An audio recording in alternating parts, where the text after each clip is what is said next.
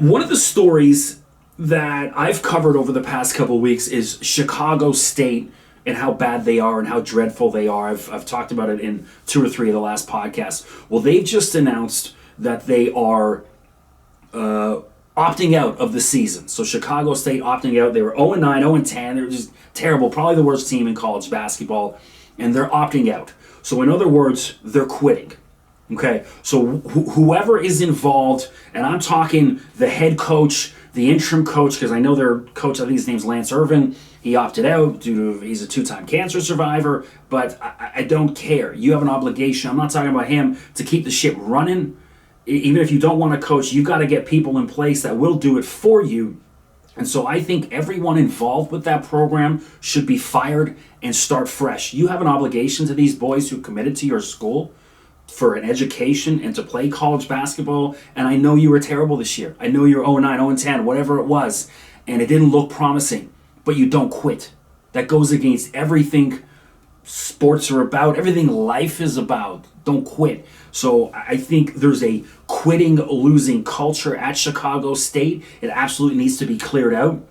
And I don't have any names for you as far as replacements, but what you need to do is go find some guy, a young guy, maybe, late 20s, early 30s, been an assistant with a couple programs here and there, maybe played a little college ball and is hungry for an opportunity. And I know Chicago State is not the most glamorous of college basketball programs, in the NCAA, but it's Division I basketball, and that's a great opportunity. And maybe there's a guy from a D2 or D3 program who's had a ton of success, who's been looking for a D1 opportunity. Give him a shot. I like the idea of the young guy. That's hungry, has been an assistant, that is connected to youth programs, AAU, knows the prep schools, knows where to get the guys.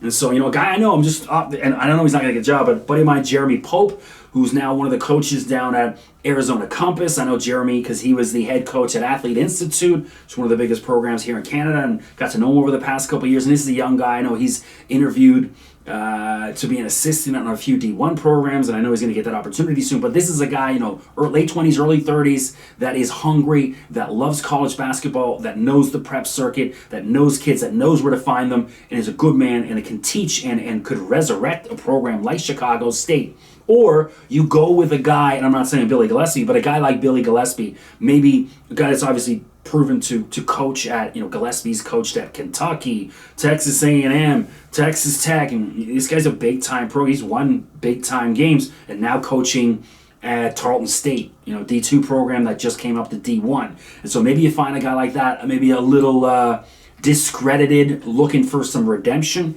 guy that's coached some basketball somewhere. That's who Chicago. There's 3 directions Chicago State needs to look. I just gave it to you because whatever the direction they've been going over the past decade, 20, 30 years, ain't it.